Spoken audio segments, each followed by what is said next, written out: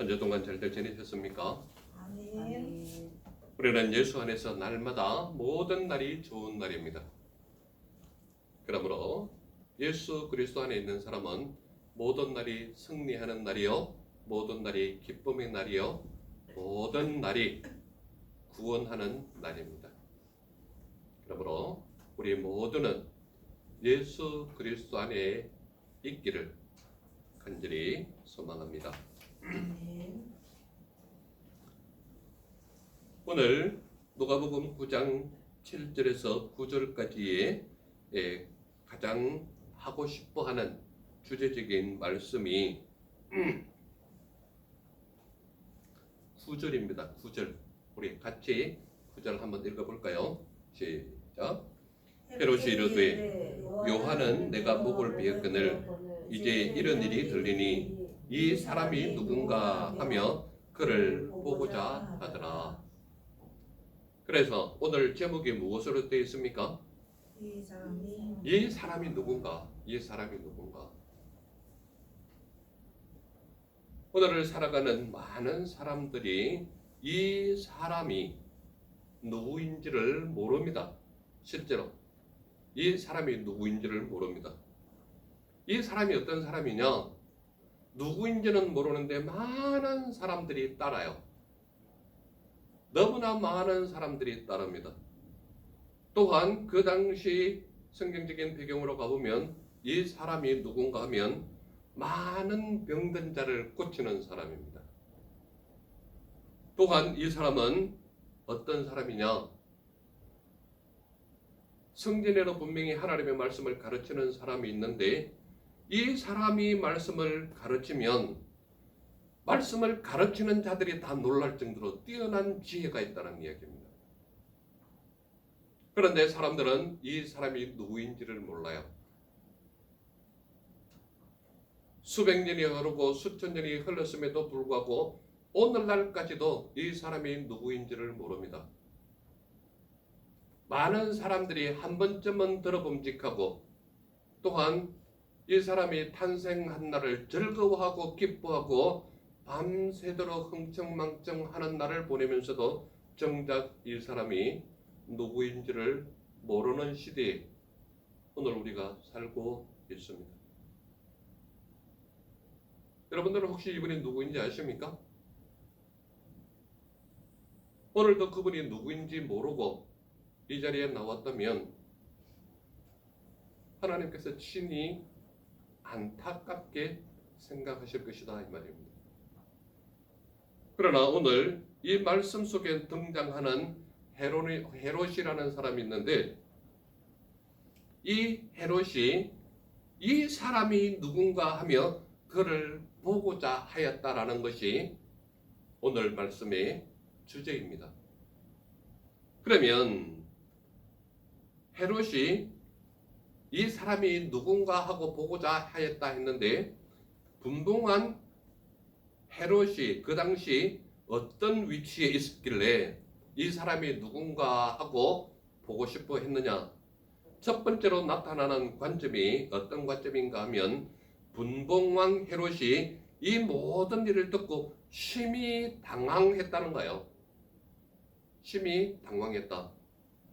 자, 헤롯이 어떤 사람입니까? 헤롯이 분봉왕이란 말이에요. 분봉왕. 자, 분봉왕이라는 의미는 뭔가 하면 분자는 4등분을 했다라는 이야기입니다. 그러니까 분봉왕이라 하면 한 나라를 4등분했을 때 4분의 1을 다스리고 치리하고 모든 권력을 가지고 있는 왕이 분봉왕입니다. 그러니까 이 당시 헤롯이 분봉왕이었다 그러면 이 헤롯은 로마 사람인데 로마가 세계를 식민지화하면서 전쟁을 일으키는 나라마다 가가지고 그 나라의 분봉왕을 세우는 거예요. 그러면 이 헤롯 왕은 분봉왕으로서 갈릴리를 기준해서 그 주위에 다스리고 있는 4분의 1 땅의 왕이 헤롯이었다 이 말입니다. 여러분들 분봉왕이긴 하지만 자기가 다스리는 지역에서의 왕의 위치는 어떤 위치를 가지고 있습니까? 모든 실세를 가지고 있고요. 모든 권력의 우두머리가 분봉왕입니다. 그러면 왕으로서 가장 신경 쓰이는 게 뭔가 하면 많은 사람들이 모이거나 많은 사람들이 따르거나 모든 사람들이 깜짝 놀랄 만한 일이 일어나면 왕이 곤두 세우는 거예요. 왜 그렇습니까? 자기 권력이 위태로울까봐 또는 자기 자리를 그 사람 때문에 다른 곳으로 좌천될까봐. 그래서 분봉왕 헤롯은 이 모든 일을 듣고 심히 당황했다는 거예요. 당황했다. 여러분들 언제 당황합니까?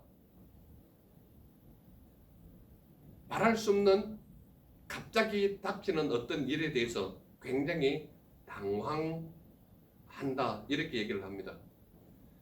제가 젊었을 때 우스갯소리로 많이 들은 것들 중에 당황과 황당의 차이가 있습니다. 여러분들이 이런 얘기 들어보셨는지 모르겠는데, 한 남자가 소변이 급한데 어디 쉬를 할 데가 없어서 둘러보니까 길거리에 트럭이 하나 세워져 있는 거예요. 그래서 트럭 뒤에 몰래 가가지고 쉬를 하고 있는데 트럭이 앞으로 싹 가버리는 거예요. 당황입니까? 황당입니까? 이럴 때는 좀 웃어도 줘야 되는데 전혀 반응이 없군요. 이게 당황이에요. 그리고 황당은 어떤 것이냐? 어떤 아가씨가 정말 가다가 갑자기 설사가 났는데 마찬가지로 트럭 밑에다가 응가를 하려고 딱 앉았는데 차가 출발하는 거예요. 그런데 어디로 출발하느냐? 자기 쪽으로 차가 오는 거예요. 황당입니까? 당황입니까? 별로 반응이 없군요. 우스갯소리로 황당과 당황의 차이를 여러분들에게 그냥 얘기한 겁니다. 그러나 한 나라를 다스리는 분봉왕이면 많은 사람들이 따르는 모습이 있거나 놀라운 어떤 소문이 있거나 이랬을 때는 엄청나게 당황하게 되는 겁니다. 정말 하자면 헤롯이 이 모든 일을 들었다. 이 말은 이 모든 일이 뭐냐 하면은 8장에 나타나는 역사적인 일과 그 앞에 나타나는 예수 그리스도의 일을 분봉왕 헤롯이 다 들은 겁니다. 또한 소문에 듣자 하니까 분봉왕이 왜 이렇게 이 일을 듣고 당황했는가 하면 예수님의 이러한 소식을 들은 거예요. 어떤 소식을 들었는가 하면 일단 첫 번째로 나타나는 것이 죽은 사람을 살렸다라는 소식을 듣게 된 겁니다. 죽은 사람을 살렸는데 제가 지금까지 설교하면서 죽었던 사람이 살아나는 두 사건이 있었죠. 그게 뭔가 하면 첫 번째로 나타나는 것이 나인성 과부의 아들. 나인성 과부의 아들이 죽었는데 누가 살렸습니까? 예수님이 살렸잖아요. 여러분들 지금 이 설교 제가 언제 했는지도 모르고 지금 완전히 다 잊어버리고 있는 건 아닌지 모르겠습니다. 또한 지난주에 설교했던 회당장 야이로의 딸, 이 두 사람을 살린 겁니다. 그러니까 죽은 사람을 살렸던 두 사건이 헤롯에게 들려진 거죠. 또 어떤 소식이 들렸는가 하면 앞을 못 보는 사람, 걷지 못하는 사람, 또한 한센병 환자, 혈류증 여인이 회복됐다라는 이런 소식을 이 헤롯이 들은 겁니다. 그러니 헤롯의 입장에서는 모든 사람들, 너무나도 많은 사람들이 주목하여 보는 인물이 이 사람이고 깜짝 놀랄 만한, 정말 하자면 있을 수 없는 기적 같던 일을 행했던 이 사람의 소식을 들은 겁니다. 또한 그런 소식만 들은 게 아니라 그 당시 예수님에 대한 그 사두개인과 바리새인들의 평판은 어떤 평판을 가지고 있었는가 하면 이 사람은 미쳤다, 미친놈이다, 좀 속된 말로 그렇게 소문이 나 있었고, 또한 하나님의 말씀을 가르치는 종교 지도자들에게 신성모독하는 사람이다, 이런 소문인 겁니다. 그러나 앓는 자를 회복시키는 능력자다, 이런 소문을 들은 겁니다.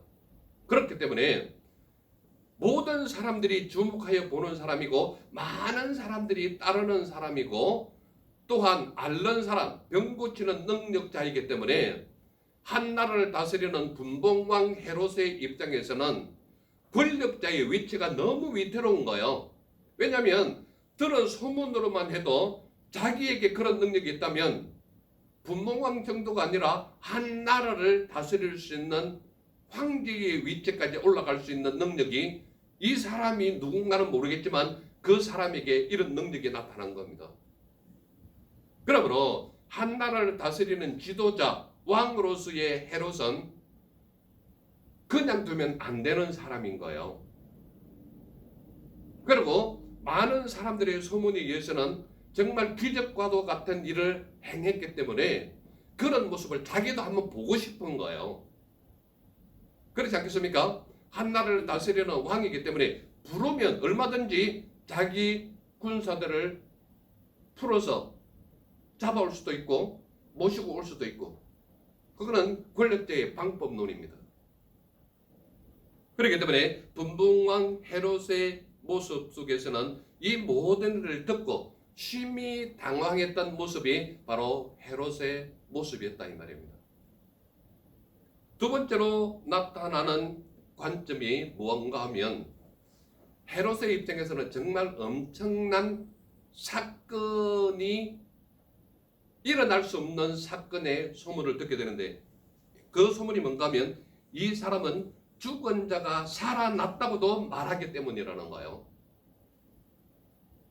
많은 사람들이 어떻게 표현을 하는가 하면, 어떤 사람은 요한이 죽은 자 가운데서 살아났다고도 한다. 어떤 사람은 엘리야가 나타났다고도 한다. 어떤 사람은 옛 선지자 한 사람이 다시 살아났다고도 한다. 그러니까 이 사람의 이런 능력은 죽었다가 살아난 기적을 체험하지 않고는 이런 일이 있을 수 없다라는 소문이 쫙 퍼진 거예요. 그리고 헤롯은 4분의 1을 다스리는 분봉왕 위치에 있지만 좀 더 높은 곳으로 올라가고자 하는 것이 권력자의 욕심이거든요. 그런 욕심을 가지고 있는데, 많은 사람들이 어떤 표현을 하는가 하면, 일으키는 사건이 너무 기적적이고 있을 수 없는, 정말 하자면 이성적인 사고 비판으로서는 받아들일 수 없는 그런 내용들이 일어나니까 많은 사람들이 그를 표현하기를, 어떤 사람은 요한이 죽은 자 가운데서 살아났다고도 한다. 요한이 어떤 사람입니까? 우리가 앞에 제가 설교를 하면서 계속 이렇게 연결을 하면서 여러분들이 잘 아시다시피 요한은 하나님께서 예비하신 사람이란 말이에요. 그러므로 여자가 낳은 자 중에 가장 큰 자라고 지칭을 받는 자가 누군가 하면 요한이란 말이에요. 그러한 요한이 옥에 갇혔을 때 이 헤롯의 아내를 맞이한 사람이 헤로디아인데, 헤로디아는 누군가 하면 그 헤롯의 동생 빌립이라는 사촌 동생이 있는데, 그 사촌 동생의 아내가 헤로디아잖아요. 그러니까 헤로디아하고 헤롯과 결혼을 해서 낳은 딸이 살로메인데, 그 살로메가 왕이 베푸는 잔치에서 너무나 이쁜 춤을 추니까 왕이 그 살로메 앞에서 뭐라고 얘기합니까? 네가 원하면 이 나라 절반이라도 주마. 원하는 것이 무엇이냐? 그랬을 때 자기 어머니 헤로디아한테 딱 가가지고 무엇을 받을까요? 그랬더니 쟁반에 요한의 목을 받아오라고. 그랬을 때 헤롯은 굉장히 당황했잖아요. 많은 사람들이 따르는 사람 중에 한 사람이 요한인데, 그 요한의 목을 소반에 이 쟁반에 받아오라고 하는 소원을 말하니, 왕으로서 수많은 사람 앞에 네가 원하면 이 나라의 절반이라도 주겠다 그랬는데 요한의 목 받아오는 건 아무것도 아니잖아요. 그런데 그 유명한 요한을 자기가 목을 벤 거예요. 그렇지 않습니까? 그런데 많은 사람들이 어떻게 표현합니까? 어떤 사람은 요한이 죽은 자 가운데서 살아났다고도 한다. 그리고 이스라엘 사람들이 가장 추앙하는 선지자 중에 한 사람이 엘리야거든요. 엘리야는 어떤 사람입니까? 죽지 않고 하나님이 부르심으로 말미암아 하늘로 올라갔거든요. 불수레에 의해서 올라간 거예요. 그러니까 이스라엘 사람들로서는 추앙받는 선지자 중에 한 사람이 엘리야인 거예요. 그리고 엘리야가 기도하면 3년 6개월 동안 비가 오지 않았던 그 땅에 비가 내려서 모든 사람들의 소원을 충족시킨 사람이 엘리야란 말이에요. 그런데 예수님께서 그 모든 이 사람이 누군가는 모르지만 헤롯이 볼 때 이 사람이 누구인지는 모르겠지만 그 사람이 행하는 것을 볼 때에 수많은 병든 자를 낫게 했고 앞을 못 보는 자가 눈을 뜨게 했고 걷지 못하는 자를 걷고 뛰게 했고 죽은 자도 살리는 역사가 일어나니까 분봉왕에서는 있을 수 없는 기적 같은 일이 나타난 거예요. 그래서 수많은 사람들이 이야기하기를 어떤 사람은 요한이 죽은 자 가운데서 살아났다고도 한다. 어떤 사람은 엘리야가 나타났다고도 한다. 어떤 사람은 옛 선지자 중 한 사람이 살아났다. 이렇게 표현을 하는 겁니다. 그러니까 헤롯의 입장에서는 수많은 사람들이 이목이 집중되고 권력이 그에게로 옮길 만한 수많은 사람들이 그를 따르고 있기 때문에 엄청난 위협감 또는 당황함 또는 알 수 없는 오묘한 힘이 거기에 있다는 것을 너무나도 잘 알게 되는 거예요. 그래서 헤롯의 고백을 보세요. 헤롯의 고백이 뭔가 하면 세 번째 관점입니다. 세 번째 관점이 헤롯이 이르되 요한은 내가 목을 베었다라고 분명히 말하고 있는 거예요. 몇 절에 나옵니까? 9절에 있습니다. 우리 9절 한 번 더 읽어볼까요? 같이 시작. 헤롯이 이르되 요한은 내가 목을 베었거늘 이제 이런 일이 들리니 이 사람이 누군가 하며 그를 보고자 하더라. 그러니까 헤롯이 자기 입으로 직접 고백을 하는 거예요. 요한은 내가 목을 뱉다 이 말이에요. 내가 목을 뱉다. 그런데 이제 이런 일이 들린다는 거예요. 그 당시 요한이 기도하면 모든 것이 이루어졌잖아요. 그리고 요한은 예수님의 앞길을 예비하는 자로서 나타났다는 것을 성령의 인도하심으로 우리가 누가복음 1장, 2장, 3장 보면서 다 이미 요한에 대한 것을 우리가 다 이미 설교로 통해서 들었지 않습니까? 그러한 요한의 역사가 나타났는데 헤롯 본인 입으로 얘기하잖아요. 헤롯이 이르되 요한은 내가 목을 베었다. 그런데 이제 이런 일이 들린다는 거예요. 어떤 일이 들립니까? 말씀을 믿고 기도했더니 앞을 못 보는 자가 눈을 떴어요. 걷지 못하는 자가 걷고 뛰는 역사가 일어난 거예요. 정말 믿지 못할 사건은 또 무엇인가 하면 나인성 과부의 죽었던 아들이 살아나오고 야이로의 회당장 딸이 당신의 딸은 이미 죽었습니다. 그렇게 이야기했는데 어떻게 됐습니까? 그 여행에 돌아와서 일어나는 것을 모든 사람들이 목격했지 않습니까? 그러므로 헤롯 왕의 입장에서 봤을 때는 자기의 위치가 위태로운 거예요. 자기의 권력이 그 사람에게 넘어가게 생긴 거예요. 그러니 헤롯으로서는 있을 수 없는 그런 모습으로 나타나는데 자기 입으로 분명히 고백하는 것이 무언가 하면 헤롯은 요한은 내가 목을 뱉다는 거예요. 그런데 이런 일이 들린다. 도대체 이 사람이 누구냐 이 말이에요. 도대체 이 사람이 누구냐 하면서 그를 보고자 하는 것이 헤롯의 마음이었다.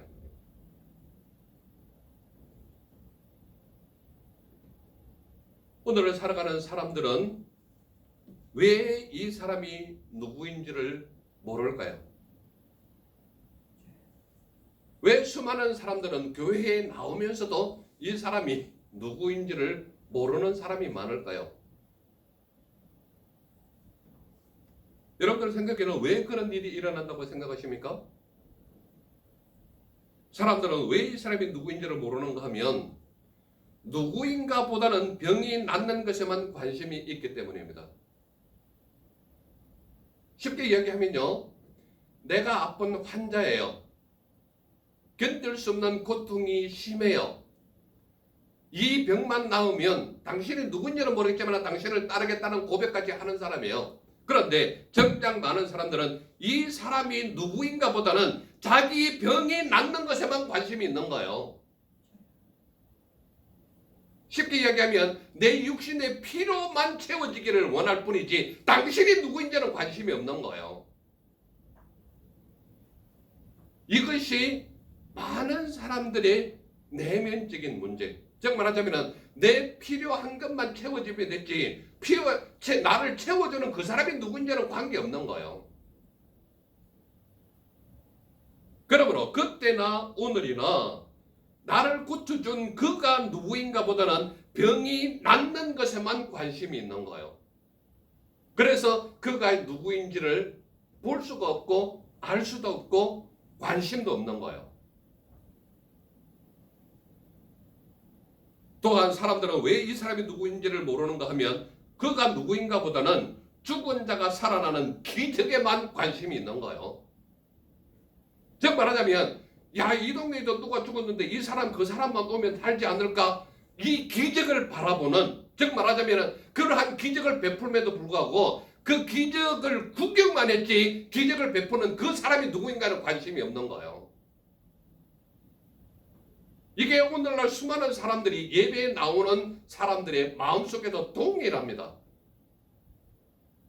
내가 오늘 여기 왜 왔는지를 몰라요. 내가 예배하는 대상이 누구인지를 모르는 거예요. 하나의 의대에 당연히 지나가면 꼭 해야 되는, 즉 말하자면 뭔가 하지 않으면 찝찝한 그러한 형태로 예배에 나오기는 하는데 정작 예배의 주인공인 그분이 누구인지 관심이 없는 거예요.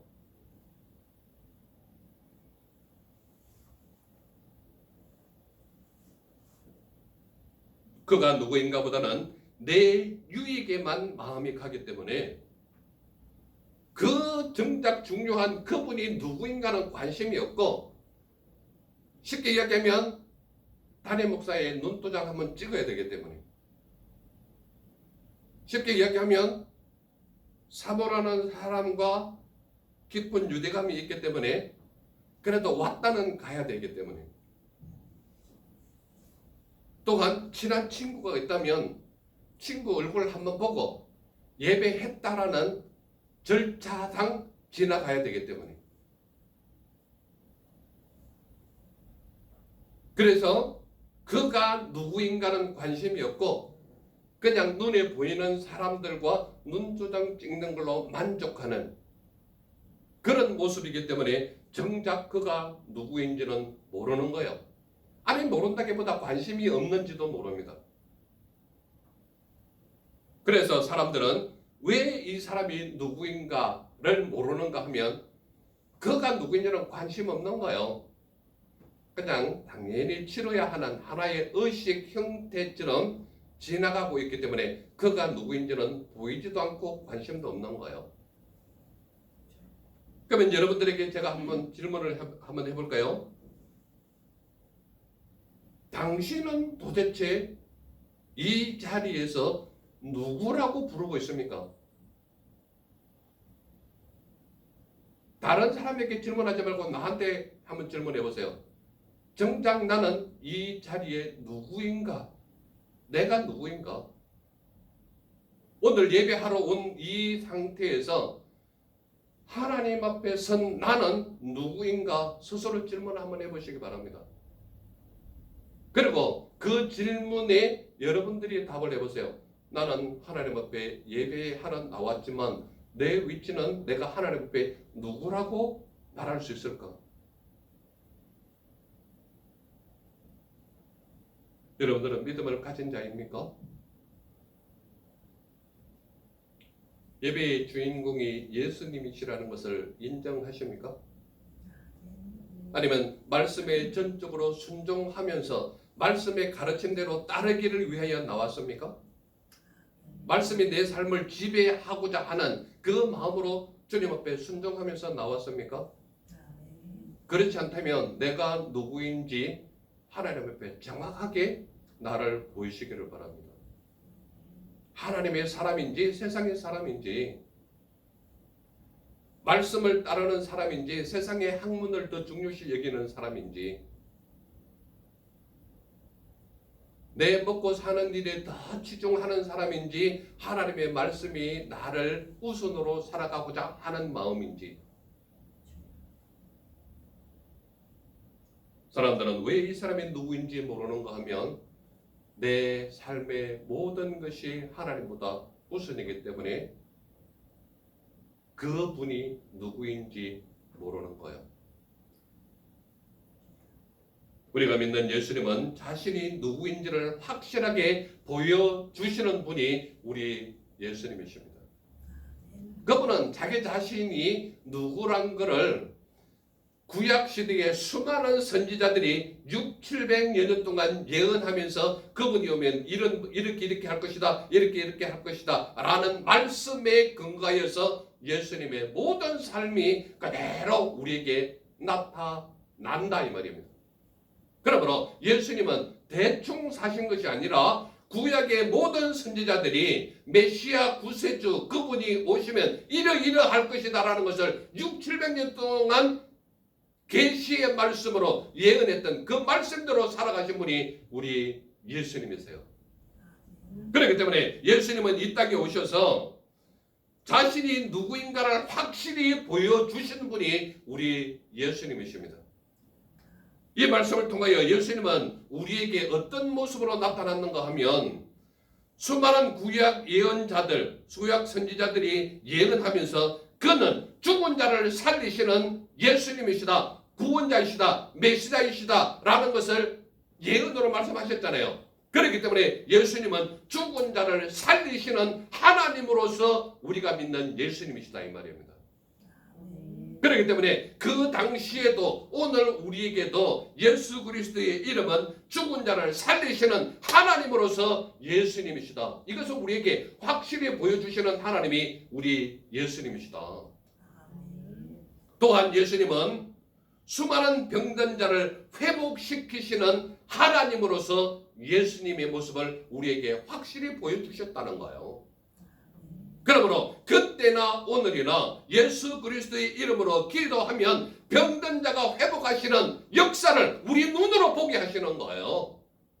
그 당시 성경이 기록됐던 그때만 보여주신 것이 아니라 오늘도 여전히 예수 그리스도의 이름으로 기도할 때 병든 자가 회복하는 역사가 일어나거든요.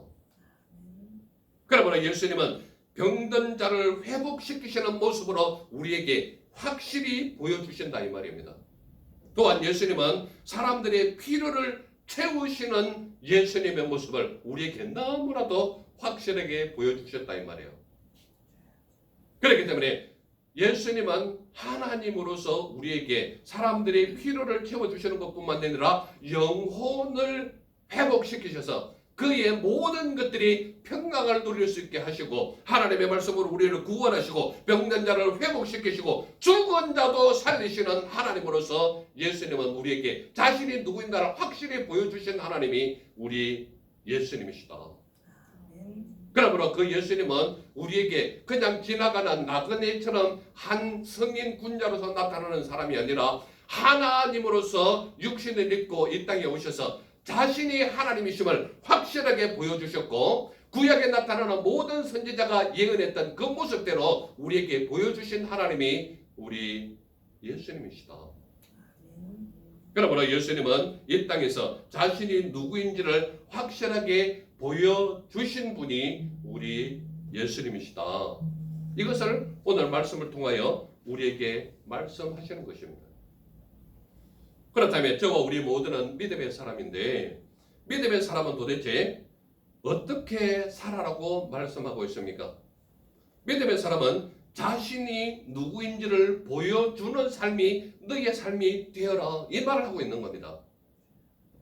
쉽게 이야기하면 말씀으로 사람들의 필요를 채우며 복음을 증거하는 삶이 너희의 삶이 되어라 이 말을 하고 있는 겁니다.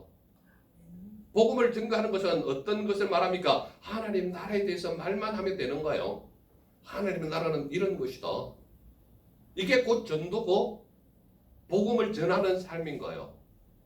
그러므로 예수 그리스도를 믿는 믿음의 사람은 말씀으로 사람들의 필요를 채우며 복음을 증거하는 삶이 너희의 삶이 되어야 하지 않겠니? 이 말씀을 하는 거예요. 또한 말씀과 기도로 병든 자를 회복시키는 삶이 너희의 삶이 되어라, 이 말을 하고 있는 겁니다. 왜 그렇습니까? 예수님이 우리 앞에 이미 모범을 보이셨잖아요. 그러므로 하나님의 말씀과 기도로 병든 자를 회복시키는 삶이라, 이 말입니다. 자, 우리가 병원에 가면 병든 자는 자기 몸을 자기 마음대로 자유롭게 활동을 할 수 있습니까? 아니면은 환자의 역할로서 움직이지 못해서 침대에 그대로 누워있는 삶을 사는 사람입니까? 어떤 사람입니까? 육신을 가지고 있어도 자유롭게 움직이지 못하는 자가 병자고 병든 자고 환자예요. 세상에 많은 사람들이 건강한 육신을 가지고 있어도 자유롭게 활동하지 못하고 병든 자처럼 병든 병아리처럼 고개를 푹 숙이고 다니는 수많은 사람들은 왜 그렇습니까?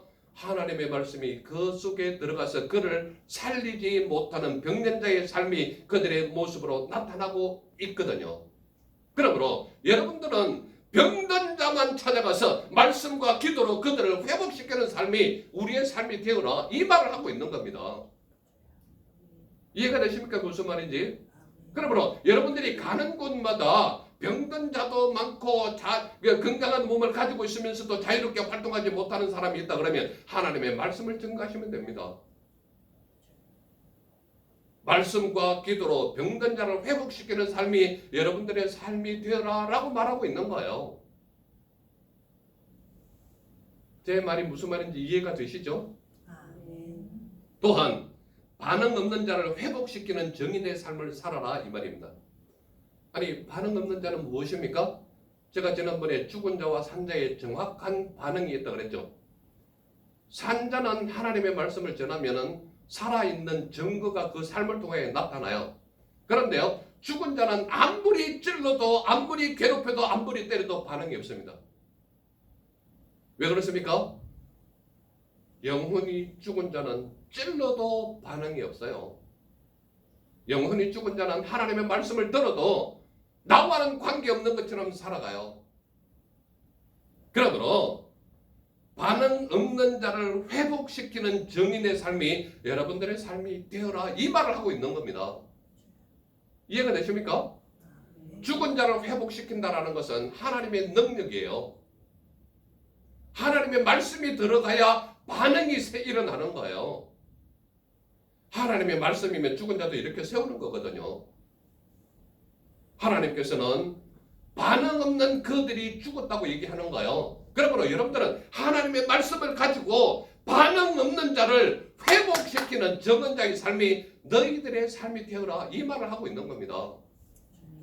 그러므로 저와 우리 모든 믿음의 사람은 자신이 누구인지를 하나님의 말씀을 비추고 보여주는 삶이 우리의 삶이 되어라, 이 말을 하는 겁니다. 그러므로 저와 우리 모두는 하나님의 말씀을 믿는 믿음의 사람이라면 내가 누구인지를 하나님 앞에 보여주는 삶이 되어야 한다, 이 말입니다.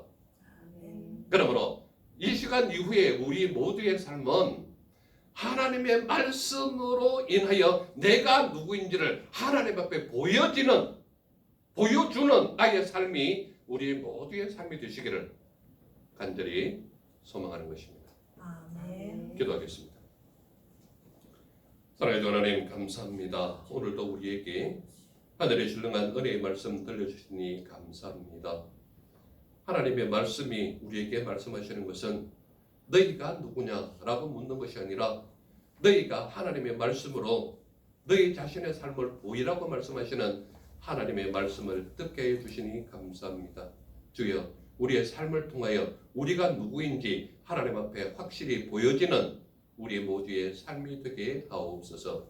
함께 하심을 믿사와 날 보내신 주 예수님 이름으로 감사하며 기도드렸사옵나이다. 아멘.